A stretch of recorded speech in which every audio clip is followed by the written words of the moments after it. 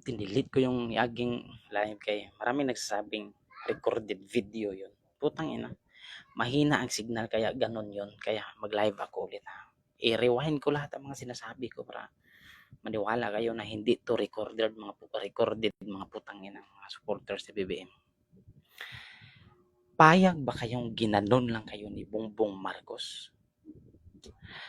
Binudol ka, ninakawan ka, pinagkaitan ka ng komportableng pamumuhay ngayon.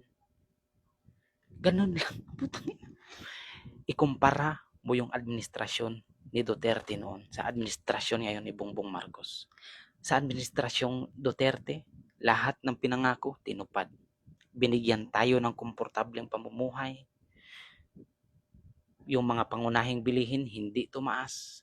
Infrastructure na napakinabangan na ng maraming Pilipino andyan.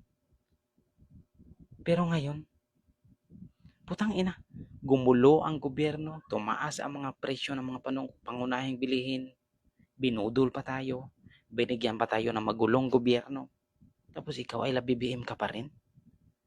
Putang ina, ganyan na ba kakihitid ang mga pag-iisip ninyo para magsuporta sa isang presidenteng bangag? Ayon yan sa kapatid niyang si Amy Marcos, isang presidenteng kawatan. Ayon yan kay Zaldico at sa 18 Marines. Putang ina. Ang daming hawak ng ebidensya ng 18 Marines. Consistent ang kanilang mga pinagsasabi. Yung mga kinikwento nila patungkol sa mga nakawan na nangyayari. Consistent sila. Hindi pa iba-iba ang mga kanilang testimonya. Gaya ni Madriaga ang putang ina. Tapos, ikaw hanggang ngayon BBM ka pa rin. Ano ba ang pinaglalaban mo?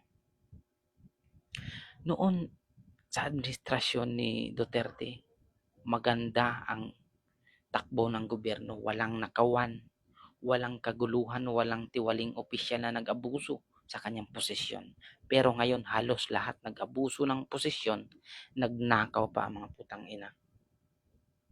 Ganyan kagarapalan ang pagnanakaw ngayon na pati nag-iimbestiga sila ang totoong magnanakaw. Congressman at senador, speaker at ang masaklap ang presidente sangkot sa nakawan. Majority sa mga Pilipino ngayon naniniwala na si Bongbong Marcos ang mastermind sa nakawan. At hindi natin kailangan na mataas ang ating pinag-aralan para lang malaman mo, maintindihan mo ang mga nangyayari ngayon sa gobyerno. Kahit hindi mataas ang pinag-aralan mo, maiintindihan mo kung matinong tao ka. May nakawan at itong gobyerno ni Bongbong Marcos ang dinuturong salarin sa nakawan si Zaldico. At itong si Zaldico ang tinuturong mastermind si Bongbong Marcos.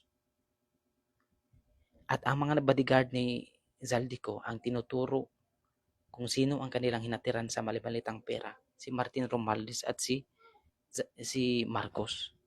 Tapos ngayon, hindi kayo maniwala. Putang ina. Sino ba ang nagbuo sa ICC, 'di ba si Marcos? Kailan ba 'to binuo niya? 'Di ba nung nabuko na si Zaldico? Ginawa ni Bongbong Marcos 'yan para manilang ang Pilipino, para mailihis ang issue sa kanya. Ginawa niya ang ICC para mag-imbestiga sa mga nakawan, para kunwari siya ang nagpapaimbestiga. Dahil iniisip niya na kapag gumawa siya ng independent na ICI na yan, hindi na siya paghinalaan. Putang ina. Pero gumawa nga siya pero wala namang nakulong. Nagpapatunay lang na sila-sila lang din ang mga magnanakaw. Kaya nga nagre-resign ang mga miyembro ng ICI kasi hindi nila masikmura na nag-iimbestiga sila pero ang iniimbestigahan nila ay ang naggawa mismo sa kanya, ang nagbuo sa kanila. Putang ina, kaya walang nakulong dahil ang mga nag-iimbestiga sa nakawan, sila yung mga magnanakaw. Yan ang totoo. Tapos kayo, I love BBM pa rin kayo kahit ninakawan na kayo. Kayo ang nagpapasahod kay Bongbong Marcos at sa mga politiko. Taxpayer kayo, so ibig sabihin, yung mga perang, mga tax na binabayad nyo sa gobyerno, yun yung pinapasahod ninyo sa mga politiko. Kaya may karapatan kayong tuligsain ang mga politikong kawatan. Imbis na gawin nyo yan, putang ina, dinedipinsahan nyo pa. Hindi nyo na nga sana sinusuportahan, putang ina, pinagtanggol nyo pa. Kayo ang dahilan kung bakit namihasa itong mga politikong kawatan ngayon. Yang pagsusuporta ninyo kay Bongbong Marcos, ang sumusira sa Pilipinas, ang nagpapagulo sa ating gobyerno. Yan ang totoo. Mga bata ngayon ang sinisigaw, Marcos resign. Tapos ikaw, bulbonatics ka na't lahat-lahat. I love BBM ka pa rin. E di putang ina ka. Majority sa Pilipino ngayon, naniniwala na si Bongbong Marcos talaga ang may kinalaman sa nakawan. At kung hindi man siya, ipagpalagay natin the benefit of the doubt na hindi kasabwat si Bongbong Marcos sa nakawan ngayon. Palagay na natin, hindi siya kasabwat sa nakawan. Wala siyang kinalaman. Pero may kasalanan siya. Dahil pinagmalaki niya na binasa niya 5,500 na flood control. So alam niya na may nakawan. Tapos pinalusot niya pa rin. At alam naman natin na siya ang kahuli-hulihang pipirma sa budget na yan para ma-release yan sa mga politikong naka-assign ang mga insertions na yan. So, may kinalaman siya. Sabi ko nga, hindi kailangan ng mga Pilipino na mataas ang pinag-aralan para maintindihan ang mga nangyayari ngayon sa gobyerno. Doon pa lang sa part na si Bongbong Marcos pumirma sa mga budget na yan, doon pa lang may kasalanan, responsibilidad na ni Bongbong Marcos kung may katiwalian dyan sa pinirmahan niya. Dahil pinalusot niya. Kaya, kumbinsido talaga ang maraming Pilipino na si Bongbong Marcos ay kasabwat, ay parte sa mga nakawan ngayon. Sa panahon ni Tatay Digong noon, naging komportable ang pamumuhay ng mga Pilipino. Binigyan tayo ng matiwasay na gobyerno, hindi magulo. Binigyan tayo ng magandang buhay sa administrasyong Duterte. Ang daming nagawa ni Duterte na napakinabangan na ng maraming Pilipino ngayon. Pero si Bongbong Marcos, putang ina, anong nagawa niya na napakinabangan na ng maraming Pilipino? May ligasiya ba siya na maiiwanan niya sa pagkababa niya? Imbis na ipagpatuloy niya ang magandang ginawa ni Duterte noon, putang ina, sinira niya.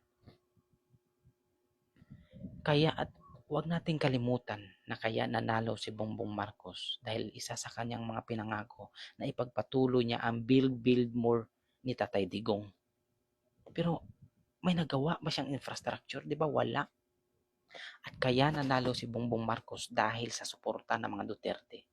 Ang mga bumoto kay Inday Sara ay bumoto kay Bongbong Marcos. At alam naman natin kung walang Inday Sara, nakatamdin si Bongbong Marcos, hindi yan mananalo. 100% hindi yan mananalo bilang isang presidente.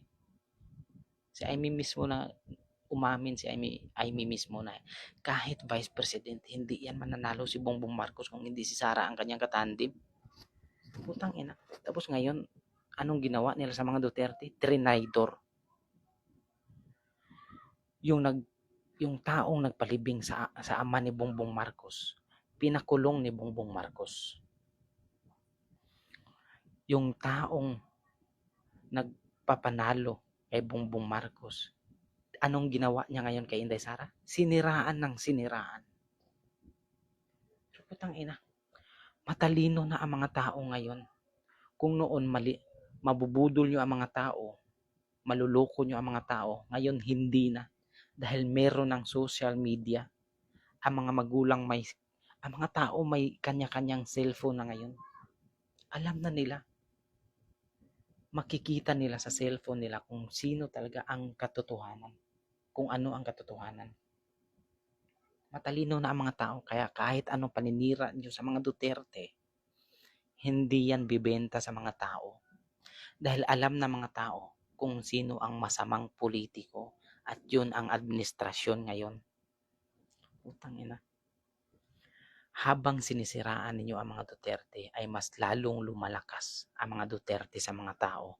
Mas lalong nakakakuha ng simpatya ang mga tao, ay ang mga Duterte sa mga tao.